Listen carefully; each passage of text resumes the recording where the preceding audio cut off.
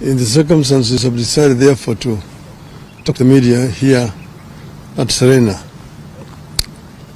Some of you may not know fully the history of Saba Saba. As you know that Kenya attained independence in 1963, and at that time it was a multi-party system.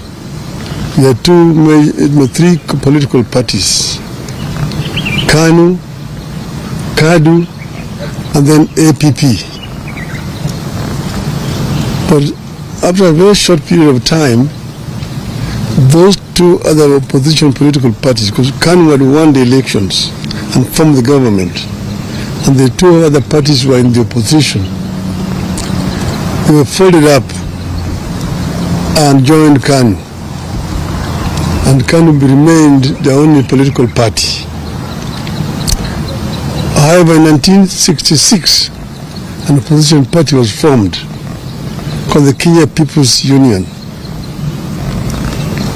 This party survived for 3 years and it was banned by the government in 1969. And the leadership of the party were arrested and taken to political detention. From that time onwards, Kenya remained a de facto single-party dictatorship from 1969 to 1982. In 1982, when some of us wanted to form a political party,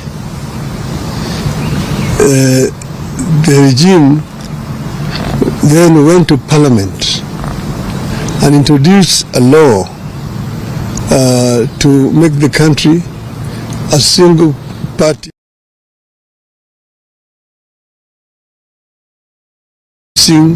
a constitutional amendment which is known as Section 2A that made it illegal to form any other political party. So from 1982, it remained literally a single-party dictatorship. But that is the reason why in that same year there was a coup attempt which did not succeed. But before that, a number of Kenyans were arrested and taken to political detention. Most of them were lecturers at the University of Nairobi.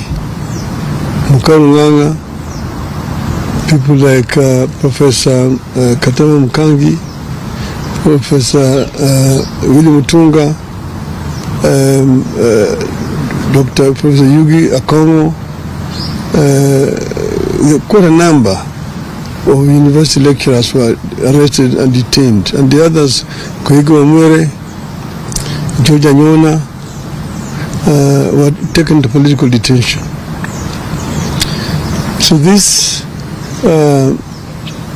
situation persisted. And some of us were arrested in that year, 1982, after the coup attempt, and taken to political detention. And we stayed there for 6 years. Then in 1988, KANU brought an amendment to his laws saying that they are bringing what they call direct democracy, where there was a nomination process where people were lining up behind the candidates, and then the returning officer would count the voters who were lined up behind the candidates, and whoever got the highest number of votes, if you got more than 50% in total, you are automatically declared a member of parliament without having to go to the ballot. That process was abused, and many popular candidates were rigged at that stage, and therefore there was no real proper election in 1988. This now added momentum and anger to the movement for change. Among those people who had been rigged out were the late Kenneth Matiba and Charles Rubia. So, come 1990, by that time I had been to detention 2 times. The 2 politicians, Kenneth Matiba and Charles Rubia, on the 2nd of May 1990, addressed a press conference in which they said that Kenya, the time had come for Kenya to become a multi-party. That Kenyans wanted a multi-party system of government. We were condemned seriously as being ethnic chauvinists, anarchists, people who want to bring chaos in this country. We were told that this country was not yet cohesive enough to become multi-party. It will take another 100 years before Kenya became a multi-party system. So these were daydreamers.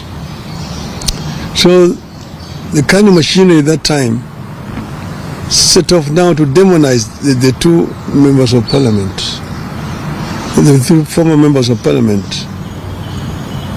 And in the process, of course, a number of very inflammatory statements were made, even by some today politicians who are talking about democracy here. If you go into the archives, you see their names and what they said at that time. So in the process, Kenneth Matiba came to look for me to arrange for a meeting between him and Jaramogi Oginga Odinga, who's my father. I arranged the meeting, and then we met again. They met again with Mr. Rubia, Mr. Neko, and after lengthy deliberations, the decision was taken that they would be supported. At that same time, they sent the goons to Matiba's home the following day to attack his family. Matiba's wife was very badly wounded, Edith, and she was admitted to Nairobi Hospital when we went to see her. After that, we, myself and Kenneth Matiba and Charles Rubia made a statement in which we said we would go to Kamukunji to ask Kenyans if they were ready for multi-party. And we do it on the day of the 7th of July, that year, 1990. 7th of July, 1990. So after making that statement, we then now went on to mobilize for the meeting at Kamukunji. But then, of course, the police officers came to block us from meeting each other. They were stationed in my office at Ajib House, Matiba's office, up there on Koinange Street, and Rubia's office, and Paul Mwite's, and Gibson Kamau Korea's. On the 2nd of July 1990, Matiba and Rubia were arrested and taken to detention. On the 4th of July, I was arrested and taken to detention. That same night, they arrested Gitobi Manyara, they arrested John Hamenwa, they arrested now Justice Mohammed Ibrahim. Paul Mwite went into hiding. Kamau Korea ran into American embassy and sought refuge. Keyoto Murungi was in Ethiopia and went to America. And that's how it was. But the International Commission of Jurists came up and made a very powerful lobby for the release Haminwa and Manyara, and they were released. As we remained in detention, and as you know, Rubia is the one who was first affected. He got a very serious infection, was taken to hospital. Eventually, he lost his vocal cords and was released. Matiba suffered a stroke in detention and was removed and eventually brought to Nairobi Hospital, after which she was then taken to London for treatment. That completely undermined his health permanently. And these two people eventually died because of not old age at that time, but because of the injuries they sustained while in detention. Many people, but in spite of our being detained, the Kenyan people braved it and came out in numbers to go to Kamukunji on the 7th of July 1990. Many people were killed attempting to reach Kamukunji grounds that time. So then, after we came out of detention, then Ford was formed. We formed Ford. After forming Ford, we get pressed and said we were going back to Kamukunji. Eventually, when I was taken again, I was moved away from here and taken into exile. But our people braved it and managed to march all the way into Kamukunji. And you will see the photograph in front page of Nation there today. You can see Martin Shikuku, James Orengo, Nyang Nyongo, Masinde Muliro in the back of that truck getting me up to Kamukunji.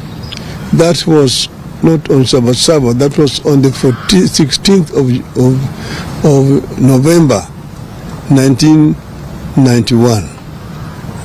But it's still the Kamukunji. That's why Kamukunji is very historical for the second liberation of this country. And that's why we celebrate Saba Saba. The fateful day on which Kenya's struggle for multi-party democracy took the most decisive turn is iconic and historical. It's a day rivaled only by the present day Masuja Day, previously Kenyatta Day, that celebrates the arrest and detention of the freedom fighters jointly called the Kapenguria Six. It is regrettable that the recognition and remembrance of Saba Saba has not been consistent in its short period history of 35 years. One moment it is important, the next moment it is not. On this 35th anniversary of Saba Saba, we decided to remember and to set the record straight on its significance, what it was and is, and what we ought to do with the foundation it laid for the country. Before that day, some patriotic Kenyans had demanded the repeal of Section 2A of the Constitution.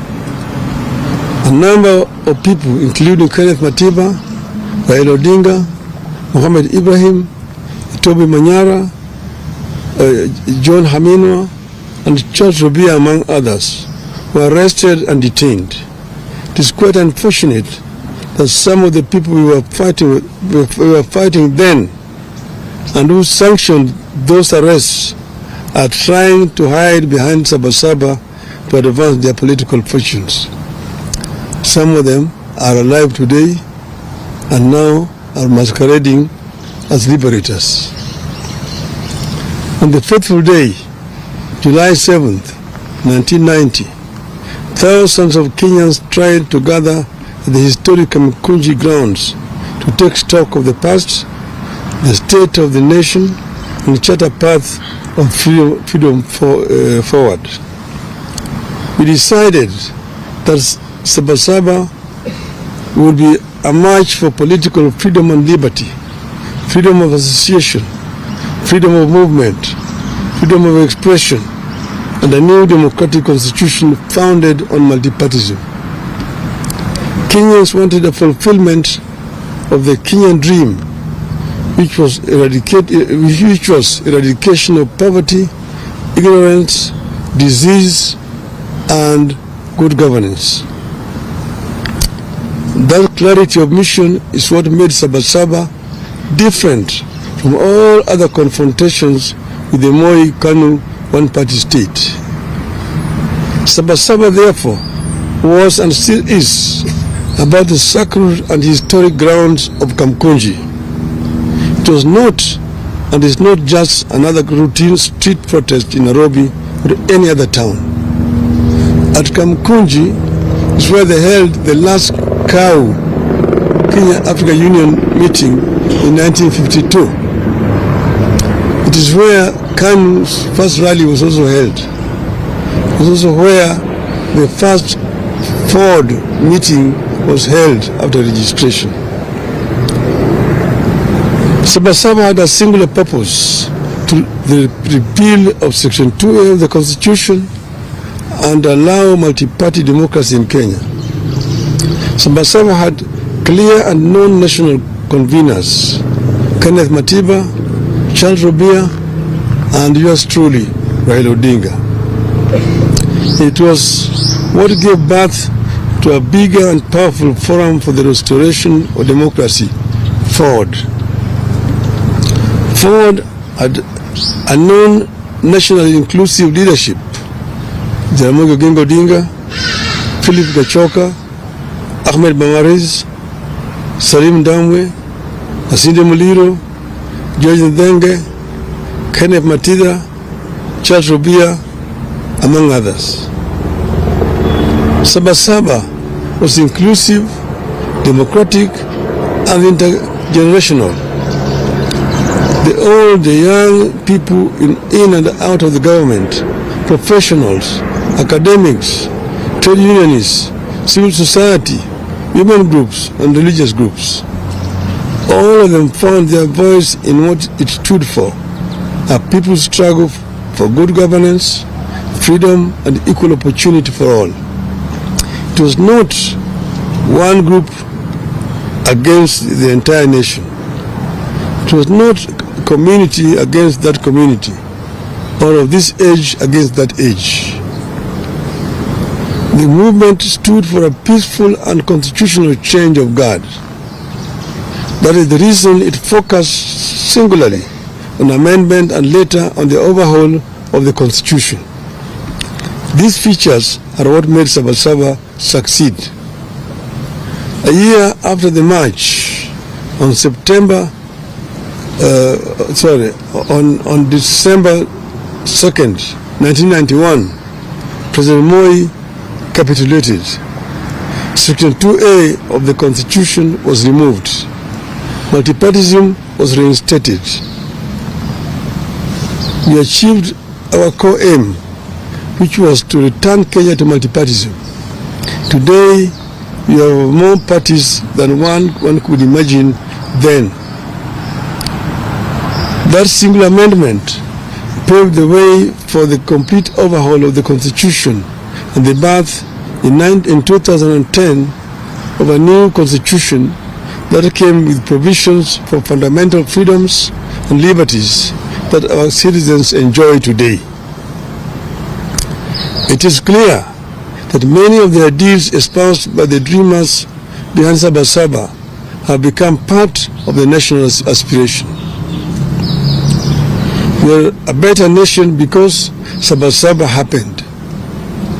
We have a duty and a responsibility to honor the men and women who dared to dream and to turn out at a time of great peril to themselves and their families. 35 years later, the country is grappling with a new wave of unrest and political activism. The question we have to ask ourselves is, Where do we go from here?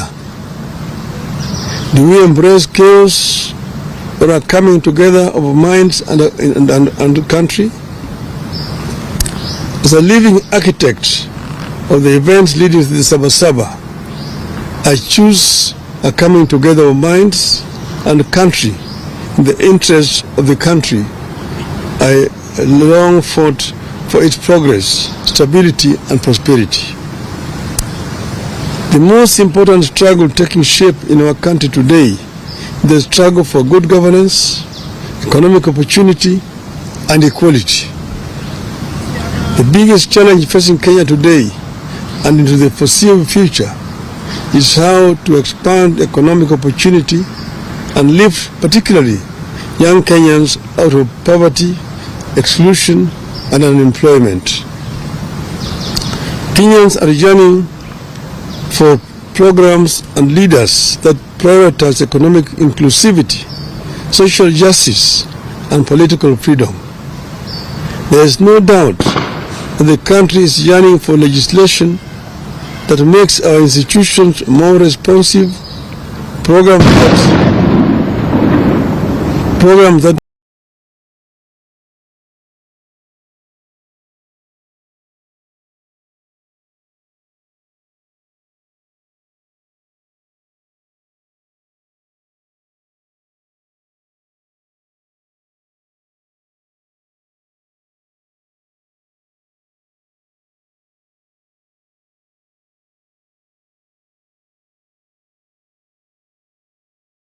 and accountable.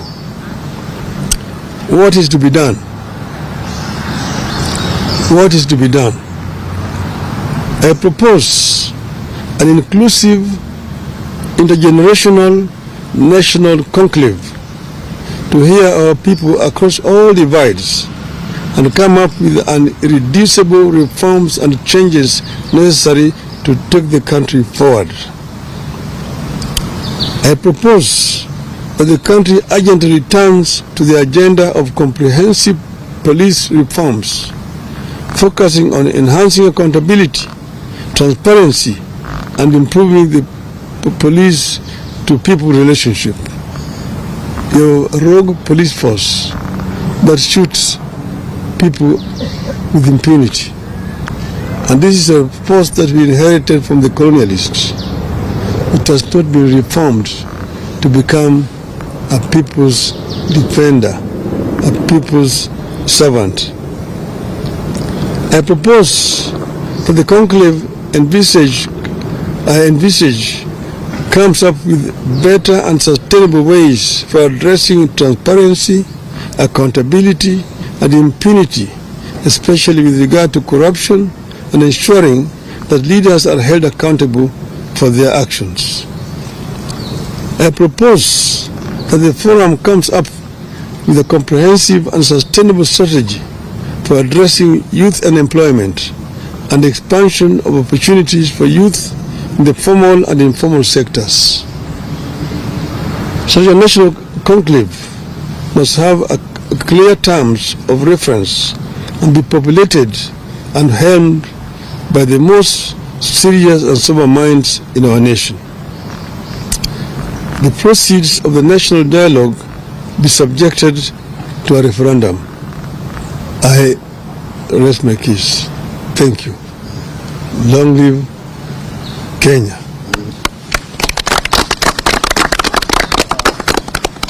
you have any questions or just maybe one or two? Say your name and the video. Thank you.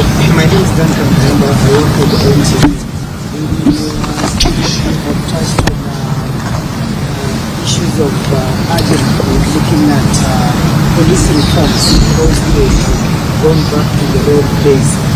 What do you say of the interior CS issued shoot to kill order about 2 weeks ago, a day after the June 25th protests? And secondly, you have said that where do we go from here? Do you have a close arrangement or working formula with the current president? What have you advised him? Because the country appears to be teetering towards its on the brink of precipice, so to speak. So what have you said?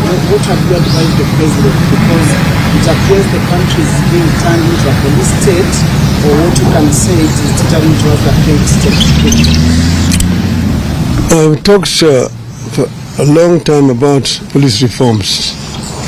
Not just this time, not with regard to this regime.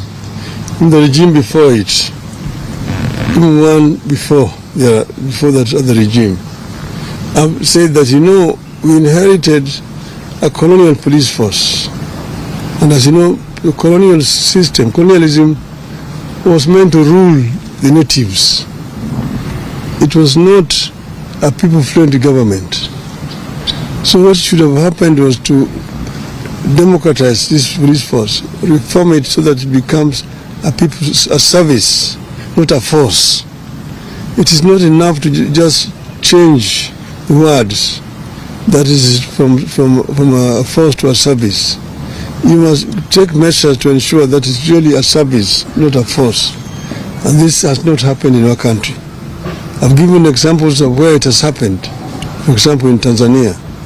And you see a police force which are people friendly and also not trigger happy. About the ministry you're talking about, I said it was totally out of order. And they apologized to me. And they apologized to me and to the people. And he said the day before yesterday that police should handle people with care. So, yeah. Okay. Just one. No, Just to say. let's end there. Okay. No, yes. Oh, okay, thank you. I just wanted to know and find out. My name is Serena Hotel from Citizen TV. Your proposals, as you've put them, are there also the thoughts being shared by the president towards this, and what happens if this particular proposal is not taken into account? Well, I've addressed the nation, and the president is part of the nation. And ask him, it applies to him as much as it applies to the other people.